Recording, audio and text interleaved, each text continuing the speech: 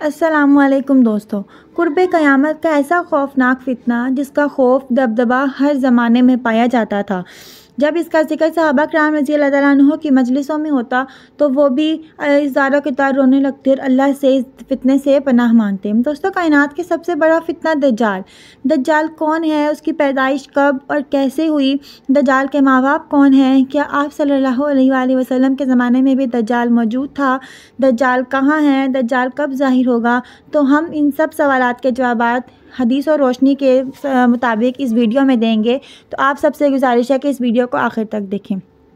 दोस्तों, आप सल्लल्लाहु अलैहि वसल्लम ने जो दज्जाल का खुलिया बयान किया है वो कुछ इस तरह है कि दज्जाल छोटे कद का होगा, बदसूरत होगा, दोनों पाँव उसके टेढ़े होंगे, रंग सुर्ख और गंदमी होगा, बाल घुंघराले होंगे, नाक तोते की चूंच की तरह होगी, जिस्म पर बहुत बड़े बड़े बाल होंगे और उसकी पेशानी पर काफ़िर लिखा होगा यानी काफिर लिखा होगा।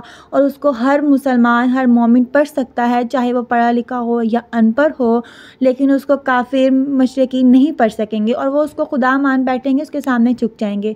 दोस्तों, जब दज्जाल के सामने झुक जाएगा, दज्जाल उसको माला माल कर देगा, अयाशी की ज़िंदगी गुजारेगा वो।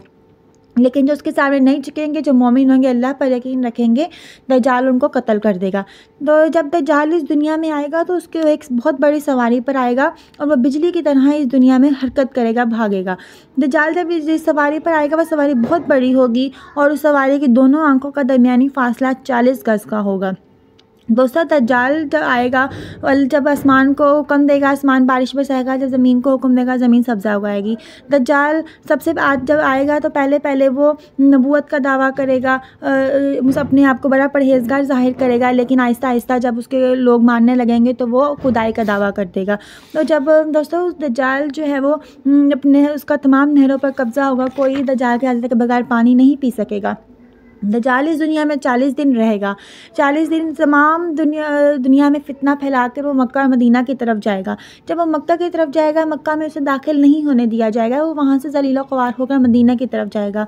मदीने में उस वक्त 7 दरवाजे होंगे और 7 दरवाज़ों में एक एक फ़रिश्ता मुकर्रर किया होगा।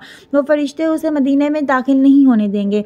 तो वो मक्का और मदीना के बाहर खड़े होकर ऐसी चीख मारेगा कि मक्का और मदीना के अंदर जो मुनाफिकीन हैं वो बाहर आ जाएंगे और उसके ग्रोह के साथ मिल जाएंगे।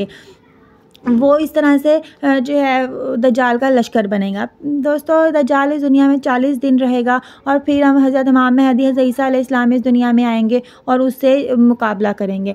जब हज़रत ईसा अलैहिस्सलाम का मुकाबला हज़रत ईसा अलैहिस्सलाम का मुकाबला दज्जाल के साथ होगा, तो हज़रत ईसा अलैहिस्सलाम के मुकाबले में दज्जाल का ग्रोह बड़ा होगा, लेकिन हज़रत ईसा अलैहिस्सलाम को जो है वो जीत जाएंगे। दज्जाल के लश्कर को एक बहुत बड़ी हार का सामना करना पड़ेगा। फिर दज्जाल हज़रत ईसा अलैहिस्सलाम से डरकर फ़लस्तीन की तरफ भागेगा और वहाँ पर वो उसे मकाम हज़रत ईसा अलैहिस्सलाम मकाम लुत्फ़ पर पकड़ लेंगे दज्जाल को और अल्लाह पाक के हुक्म से उसको ख़त्म कर देंगे। दोस्तों, अब सवाल होता है कि दज्जाल कैसे पैदा हुआ, उसके माँ बाप कौन है। एक आप सल्लल्लाहु अलैहि वसल्लम का एक ज़माने का वाक़या है कि जब मक्का से मदीना की तरफ लोग हिजरत कर रहे थे तो उस वक्त एक यहूदी औरत ने एक बच्चे को जन्म दिया था जो एक आँख से काना था और वो बच्चा बड़ा हुआ, मदीने में बड़ा ही मशहूर हुआ और वो दूसरे बच्चों के साथ खेलने लगा। फिर एक ऐसा वक्त आया कि उसने अपने आप पर जो है वही लड़का आने का दावा कर दिया और वो और दूसरे बच्चों के साथ बड़ी अजीब अजीब बातें करने लगा। जब उस बच्चे की माँ को पता चला तो वो आप सल्लल्लाहु अलैहि वसल्लम के पास आई और कहने लगी कि आप सल्लल्लाहु कि या रसूल अल्लाह, आप मेरे बच्चे का मुआयना करें और कि वो आजकल क्या कर रहा है। तो आप सल्लल्लाहु अलैहि वसल्लम एक दिन अपने सहाबा किराम रज़ी अल्लाह तआला अन्हुम के साथ उस बच्चे का मुआयना करने उसके घर की तरफ गए तो रास्ते में उस बच्चे को अंसारी बच्चों के साथ खेलता हुआ देखा। उस वक्त हज़रत उमर बिन ख़त्ताब रज़ी अल्लाह तआला अन्हु दूसरे सहाबा किराम वसल्लम के साथ मौजूद थे। उस बच्चे का नाम इब्ने सयाद था और वह बलूगत के करीब था, लेकिन वो जवान ना था। आप सल्लल्लाहु अलैहि वसल्लम इब्ने सयाद के पास गए, लेकिन उसे मालूम ना हुआ और आप सल्लल्लाहु ने उसके कमर पर एक ज़रब लगाई और उससे पूछा, क्या तुम इस बात की गवाही देते हो कि मैं अल्लाह का रसूल हूँ। इब्ने सयाद ने कहा, उनकी तरफ देखा और कहा, मैं गवाही देता हूँ कि आप अल्लाह के रसूल हैं। फिर इब्ने सयाद ने आप सल्लम से पूछा, क्या आप गवाही देते हैं मैं अल्लाह का रसूल हूँ। तो आप सल्लम ने उसे छोड़ा और कहा कि मैं अल्लाह के रसूलों पर ईमान लाया हूँ। आप सल्लल्लाहु अलैहि वसल्लम ने इब्ने सयाद से पूछा कि तुम क्या देखते हो। तो इब्ने सयाद ने कहा, मैं एक समंदर पर अर्श देखता हूँ। तो आप सल्लम ने कहा, ये इब्लीस की चाल है। फिर आप सल्लल्लाहु अलैहि वसल्लम ने कहा कि मैंने तुम्हारे लिए एक चीज़ छुपाई हुई है।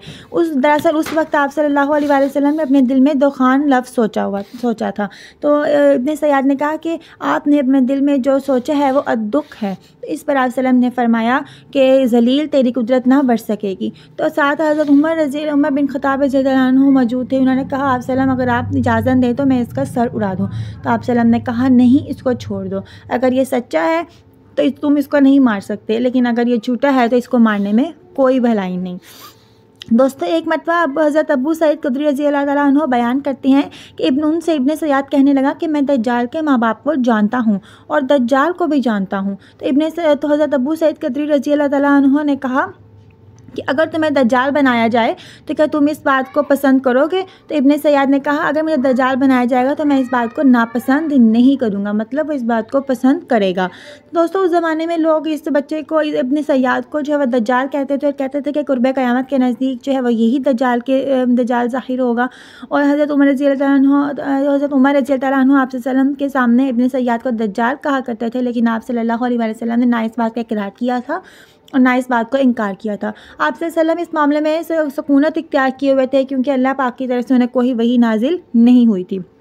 दोस्तों, बहुत सारे मुफस्सिरीन इसको दज्जाल कहते हैं और कुछ कहते हैं कि हज़रत सुलेमान के दौर में एक जिन और इंसान के मिलाप से एक बच्चा पैदा हुआ था और उसको दज्जाल कहते हैं और वह बच्चा जजीरे में कैद कर दिया गया और वो आज भी उसी जजीरे में है और वह क़यामत के नज़दीक ज़ाहिर होगा। दोस्तों, हज़रत इमाम ज़रकारी रहमतुल्लाह अलैहि फरमाते हैं कि अल्लाह ताला ने दज्जाल को उस वक्त पैदा फरमाया था जब हज़रत अल्लाह ताला ने आदम अलैहिस्सलाम को जन्नत से निकाला था। तो दज्जाल कहाँ है, कैसे आया, इसके माँ बाप कौन है, इसके बारे में किसी को कोई इल्म नहीं है। इसके बारे में सबसे बेहतर इल्म अल्लाह पाक को है और हम अल्लाह ताला से यही दुआ करते हैं कि अल्लाह पाक हमें इस फितने से बचाए, क्योंकि जब दज्जाल आएगा तो ये बहुत आजमाइशों में डालेगा, बहुत अजीब तरह से ये इंसान को आजमाइश लेगा उसकी, और जो है फिर 40 दिन इस दुनिया में रहेगा और इसका पहला दिन जो है इस दुनिया में 1 साल के बराबर होगा, दूसरा दिन 1 महीने के बराबर होगा, तीसरा दिन 1 हफ्ते के बराबर होगा और बाकी दिन आम दिनों के बराबर होंगे। तो दोस्तों, अल्लाह पाक से दुआ है कि अल्लाह हमें इस दज्जाल जैसे फितने से बचाए और इसके शर से महफूज रखे और हमें इस दुनिया में और आखिरत तक जीना और मरना हमारा इस्लाम पर ही हो। उम्मीद करती हूँ आपको मेरी वीडियो अच्छी लगी होगी। अगर वीडियो अच्छी लगी हो तो ज़रूर लाइक कीजिएगा और रोज़ इस तरह की मालूमाती वीडियो हासिल करने के लिए मेरे चैनल को सब्सक्राइब करें। अल्लाह हाफिज़।